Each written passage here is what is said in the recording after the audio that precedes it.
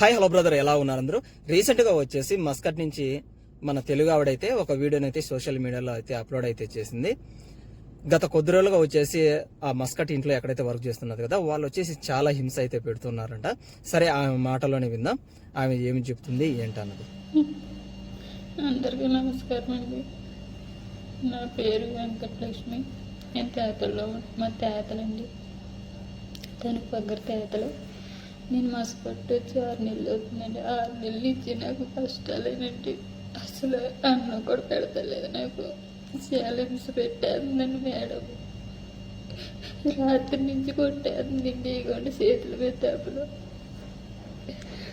చేతుల మీద కొట్టేసి చెంపల మీద కొట్టేస్తుందండి. నన్ను అసలు బతకనిస్తలేదండి. ఇక్కడ అసలు నా పరిస్థితి అసలు ఏం బాగాలేదండి.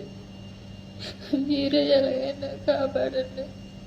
చంద్రబాబు విన్నారు కదా, ప్రతిరోజు ఆయనకు సరిగ్గా భోజనం పెట్టడం లేదని, అదే విధంగా కొడుతూ ఉన్నారని చెప్పేసి అయితే ఆమె అయితే కంప్లైంట్ అయితే చేస్తున్నది. అందుకనే బ్రదర్, ప్రతిసారి నేను వీడియోలలో చెబుతూనే ఉంటాను, చాలా మంది కూడా చెబుతూ ఉన్నాము, తప్పు కూడా మీరు ఏజెంట్ను నమ్మి, అదే విధంగా వీసా తీసిన వాడిని నమ్మి ఆడవారిని అయితే పంపించదండి. ఒకవేళ పంపించదలుచుకున్నా కూడా ఆ ఇండ్లు ఎవరిది, అసలు ఎవడు వీసా తీస్తున్నాడు ఏమని మాత్రం ఎంక్వైరీ చేయకుండా పంపించేస్తే కన్నా ఆడవాళ్ళ పరిస్థితి అయితే ఇలాగే ఉంటుంది.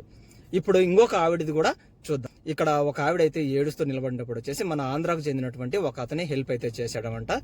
ఆవిడ కూడా ఏం చెప్తుందో ఒకసారి అయితే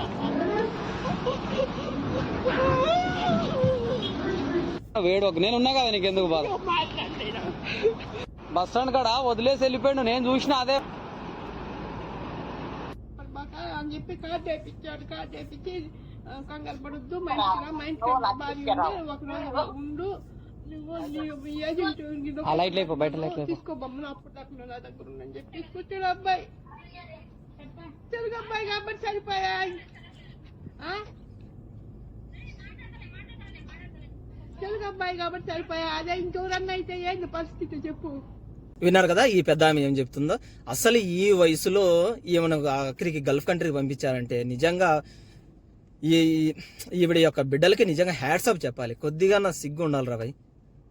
మిమ్మల్ని 20 సంవత్సరాలు కష్టపడి పెంచి పోషించి మీకు ఏదో ఒక పొజిషన్లో అయితే పెట్టి ఉంటారు కదా, సిగ్గు శరం లేకుండా ఈ వయసులో కూడా ఎలా పంపిస్తారా?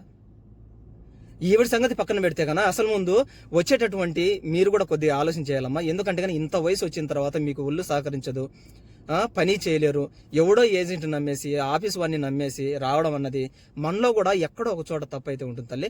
కాబట్టి మీకు వయసును బట్టి రండి తప్ప మీరు వయసు మితిమీరిన తర్వాత కూడా వచ్చి ఇలా కష్టాలు పడడం అన్నది కరెక్ట్ అయితే కాదు. ముఖ్యంగా పిల్లలు మాత్రం కాస్త జాగ్రత్తగా ఆలోచన అయితే చేయండి.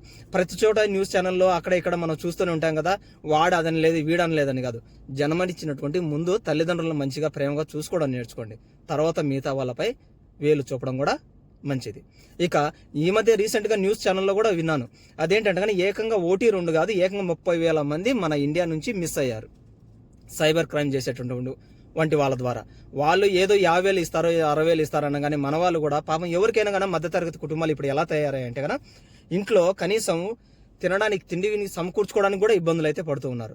అటువంటి క్రమంలో పాపం వీళ్ళు కూడా ఏం చేస్తున్నారు, సైబర్ క్రైమ్ చేసేటువంటి వాళ్ళ మాటలు నమ్మేసి 30,000 మంది మన భారతదేశం నుండి మిస్ అయ్యారంట. తమిళనాడు నుంచి, కేరళ నుంచి, అదేవిధంగా యూపీ నుంచి 2,000, 3,000 ఇలా అయితే లిస్ట్ అయితే చెప్తున్నారు, ఏకంగా 30,000 మందిని. కాబట్టి మీరు కూడా జాబ్కి వెళ్ళేటప్పుడు పక్క దేశాలలో కాస్త జాగ్రత్తగా అయితే ఉండండి బ్రదర్. సో ఈ రోజుకైతే ఇదే వీడియో. నెక్స్ట్ వీడియోలో మళ్ళీ కలుసుకుందాం. Have a nice day and by by.